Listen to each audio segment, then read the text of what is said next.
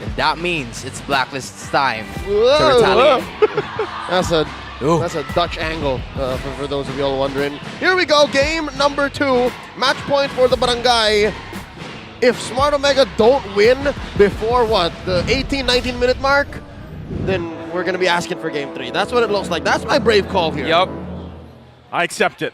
We'll see if it ends up happening here. At the same time, you know, both these junglers have their work cut out for them, just like they did in the previous game. You're going to see a lot of support also from their teams to help them out here with those early rotations.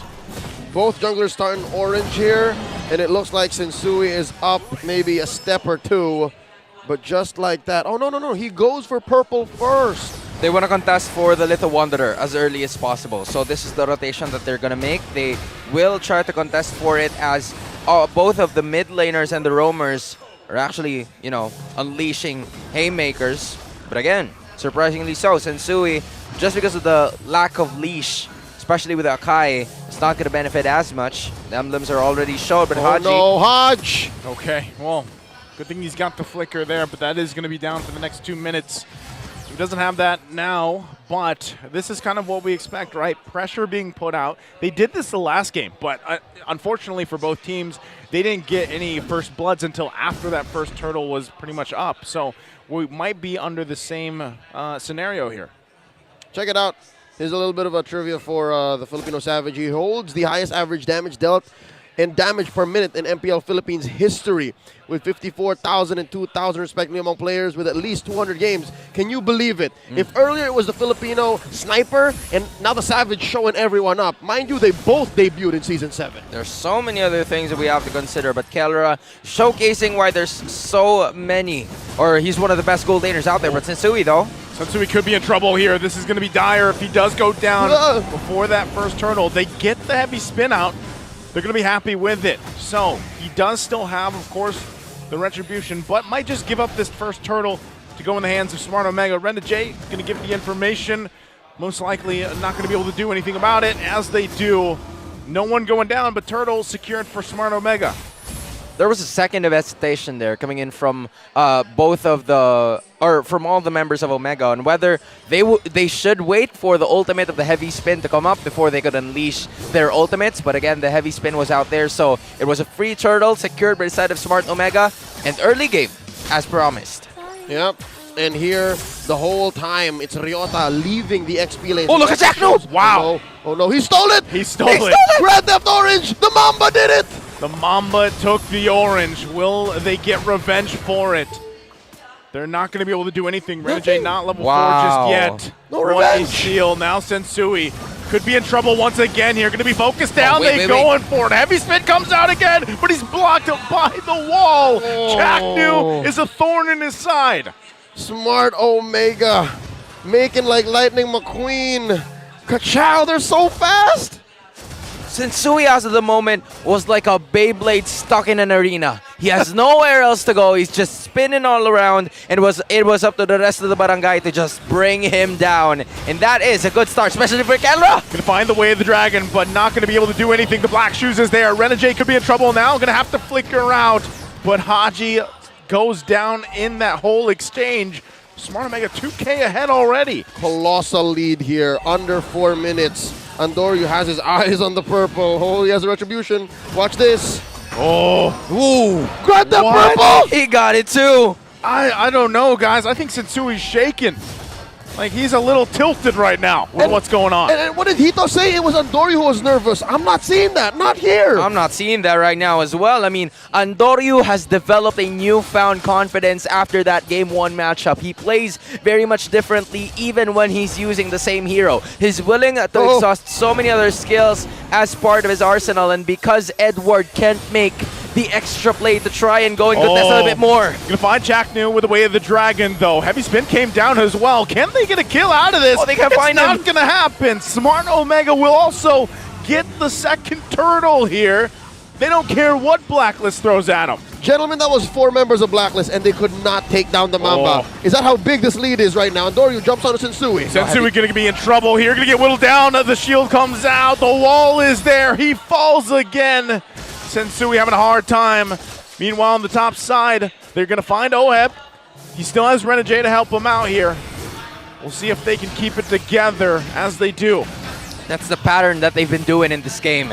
It's like, you know, they just wait for Sensui to use the heavy spin. Once they find him again, you just make sure that you put an obstacle before him, and then he's also committed his second skill just to be able to escape. And then Shaknu with a perfect timing, perfect placement of the Guardian's barrier. He just knows when and where to put those barriers to bring Sensui down all the time. And they've now doubled their lead, ballooned it, approaching 4,000, and Andoryu has lethal intent once more. Oh, again! Sensui is starving, folks! Sensui is not getting anything. And now he's also nearly 3 levels behind Andoryu.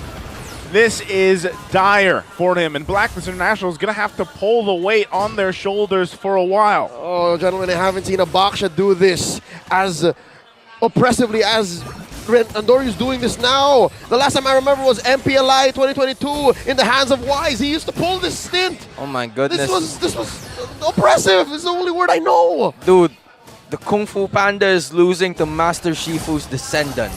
I mean, I don't know if it's a descendant, maybe an ancestor, because Baksha looks like one. Kinda. But again, you can't deny the fact that Sensui has Jack no room Duke to gonna grow go in right again now. with a surprise there. Soda can't get the punch. Haji's still going to be alive. Woo. A sliver of health left.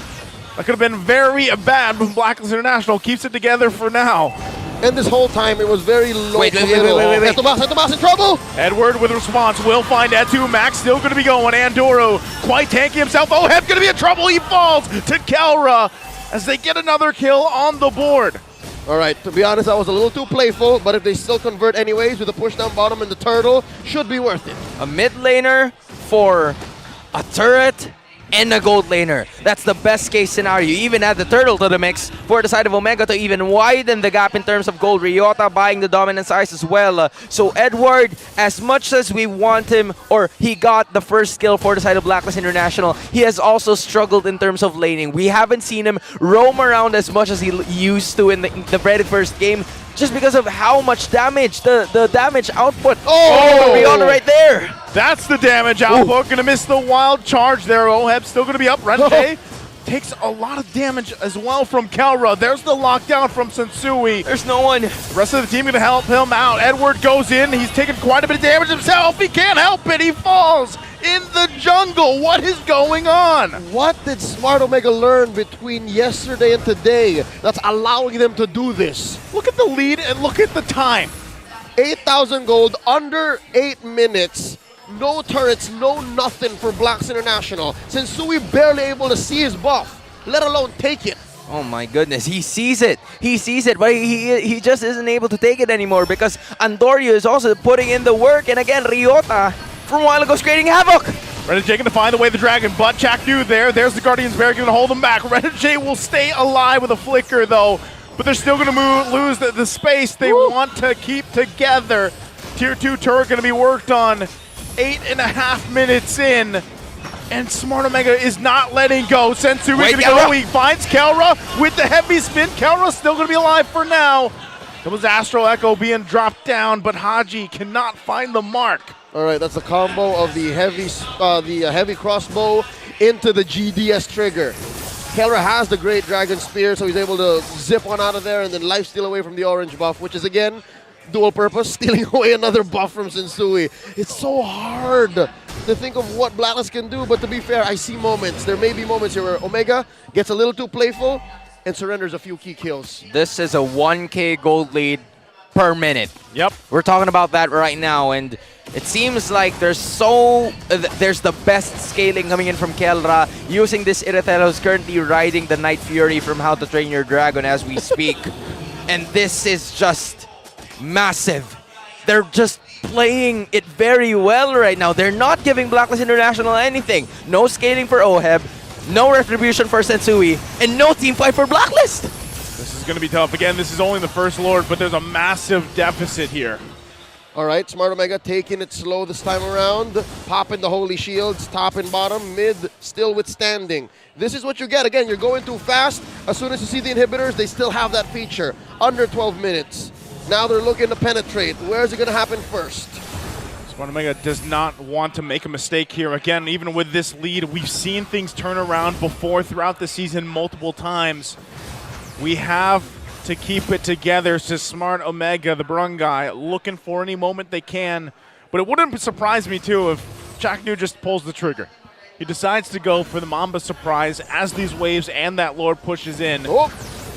They might go for it here. Lord going down the bottom side. They're going to force Blacklist International back a little bit further. Still working for it. Edward just jumped through, trying to maintain these turrets. And they still keep it together. Couple hits away on the bottom and top.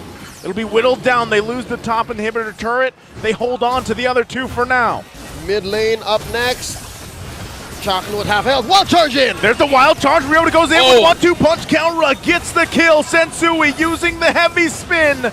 Couple hits away. He will stay alive for now. They lose their turret. Kelra just jumping in there. Oh my goodness. They're happy with it. Kelra's hurting so much.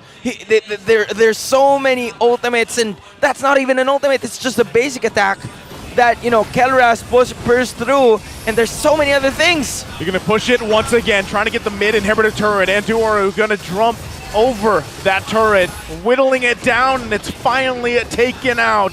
The base of Blacklist International fully exposed here. And now you take what you get. Now if you're Blacklist, the only thing that you can do here is to clear a little bit more on waves.